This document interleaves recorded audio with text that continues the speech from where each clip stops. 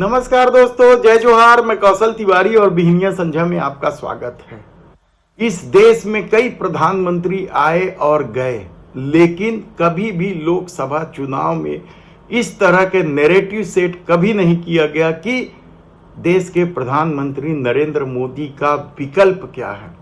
इंदिरा गांधी जैसे दमदार नेता हो या फिर जवाहरलाल नेहरू, राजीव गांधी हो या डॉक्टर मनमोहन सिंह, अटल बिहारी वाजपेयी के समय भी इतना बड़ा हवा कभी खड़ा नहीं किया गया कि विकल्प क्या है। लेकिन इस दौर में यह विकल्प इसलिए खड़ा किया जा रहा है क्योंकि देश के प्रधानमंत्री नरेंद्र मोदी को फिर सत्तासीन करना है और उनके अलावा बाकी कोई प्रधानमंत्री बनने के योग्य नहीं है।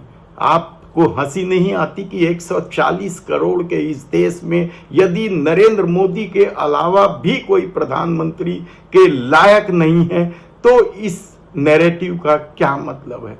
दरअसल इस दौर में कई सारे अजीबोगरीब खेल खेले गए, कई तरह के नैरेटिव सेट किए गए ताकि मोदी सरकार की छवि को सबसे सुदृढ़ बनाया जा सके। लेकिन क्या ऐसा हकीकत में है?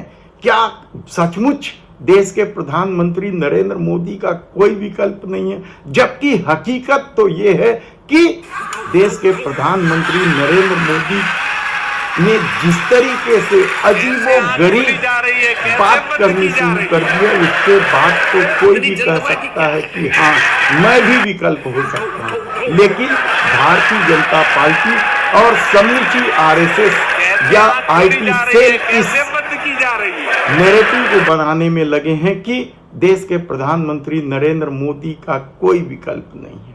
आप उनके अजीबोगरीब बात को सुनेंगे तो आप खुद हैरान हो जाएंगे कि यह व्यक्ति का विकल्प क्यों नहीं कोई भी हो सकता है। और जो गटर से गैस निकलता था वो पाइपलाइन से उसके अपने चाय के ठेले में ले लिया और वो चाय बनाने के लिए उसी गैस का उपयोग कर करके चाय बनाता था।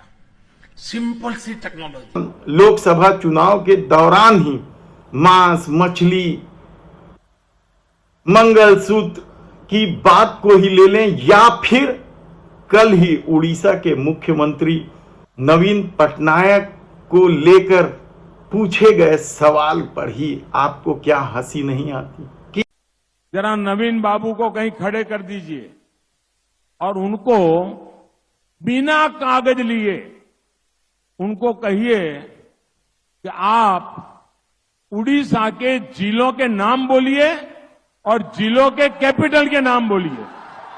किस तरीके का व्यक्ति है जिसका विकल्प तलाशा जा रहा है।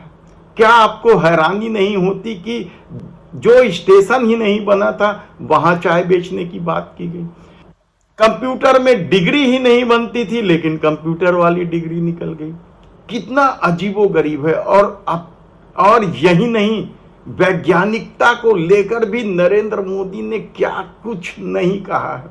क्या वह अजीबोगरीब नहीं लगता? I am not a person की जो इन सारे विज्ञान को जानता हूं, लेकिन मैंने कहा इतने क्लाउड है, बारिश हो रही है, तो एक बेनिफिट है कि हम राडार से बच सकते हैं।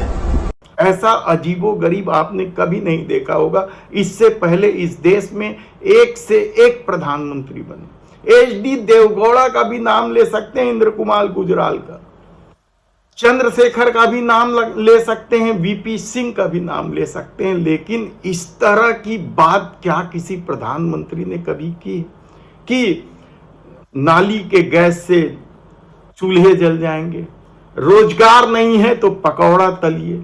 यानी आप खुद सोचिए कि किस तरीके का अजीबोगरीब रवैया इस दौर में अपनाया गया है। और इन रवैयों के बाद भी यदि कोई कहता है कि देश के प्रधानमंत्री नरेंद्र मोदी का कोई विकल्प नहीं है तो क्या यह हैरान करने वाला नहीं।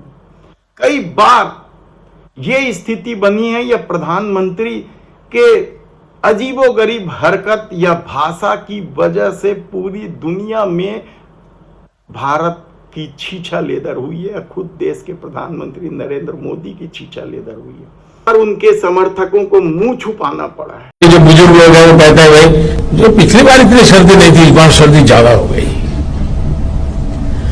वैसे ही ये क्लाइमेट चेंज नहीं हुआ है, हम चेंज हो गए हैं।